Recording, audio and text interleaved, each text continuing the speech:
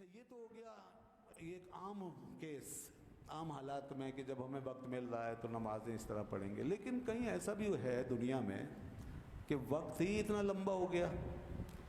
اللہ نے فرمایا نماز اپنے مقررہ وقت پہ فرض ہے، تو اب وہاں پر ہم گئے تو وقت ہی اتنا لمبا ہو گیا ہے کہ وہ چلتا چلا جا رہا ہے، چلتا چلا جا رہا ہے۔ آپ سمجھ گئے ہوں گے،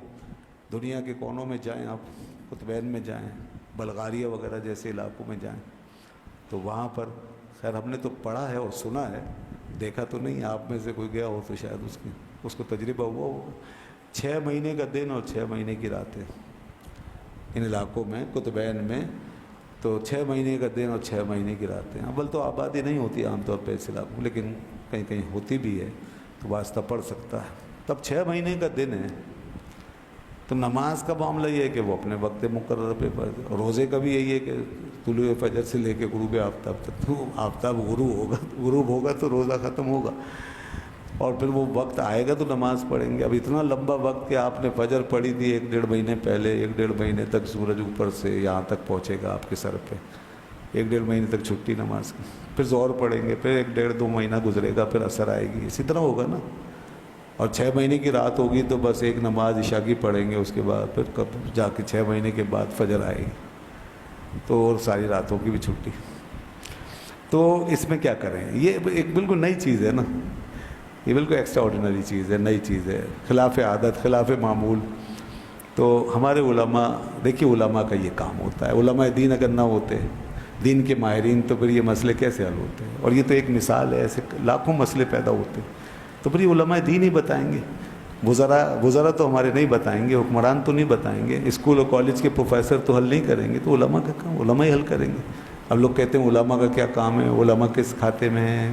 کیا کرتے ہیں، کیا فائدہ؟ ارے بہت کام ہے علماء کے، یہ تو ایک چھوٹی سی بات میں بتا رہا ہوں۔ علماء نہیں ہوں گے تو دین ہی سارا غائب ہو جائے گا، مسجدوں میں کون آئے گا، اور ممبر کون سنبھالے گا، اور فتویٰ کون دے گا، اور نکاح کون پڑھائے گا، اور مسائل کون حل کرے گا،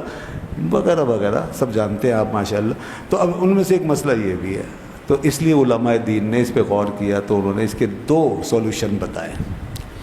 اجتہاد کیا ہے اس پر۔ اب جب اجتہاد ہوتا ہے نا تو اختلاف بھی ہوتا ہے، سیدھی سی بات، ایک آدمی ایک رائے کی طرف جاتا ہے، دوسرا آدمی دوسری رائے دیتا ہے، تو یہ بھی ہوتا ہے، ڈفرینسز ہوتے ہیں پھر اوپینینس کے، تو یہ ظاہر سی بات ہے۔ اب اس میں یہاں یہ بات بڑی بے تکی ہے، صاحب علماء اختلاف کرتے ہیں، لڑتے ہیں، ان کے آپس میں اتفاق نہیں ہوتا، تو اتفاق کیسے ہوگا جب ایک مسئلہ آ گیا اوپینین پر، رائے پر اور اجتہاد پر، تو الگ الگ ہی ہوگا، ظاہر سی بات ہے، ساری عقلیں ایک طریقے سے کیسے سوچ سکتی ہیں؟ تو اس لیے 2 باتیں علماء دین کی طرف سے آئی ہیں۔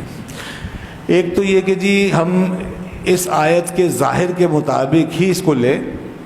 اللہ نے فرمایا کہ نماز اپنے مقررہ وقت پر فرض ہے،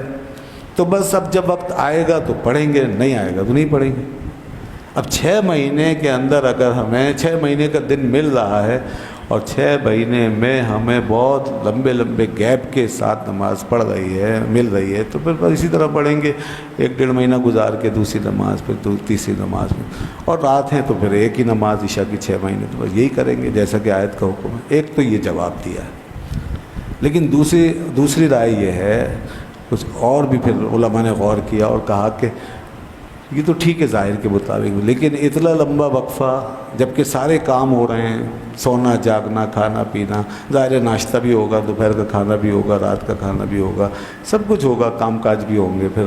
رات بھی اپنے طور پہ سمجھیں گے، اس میں آرام بھی کریں گے۔ تو جب ایک آپ نے اپنا شیڈیول بنایا ہوا ہوگا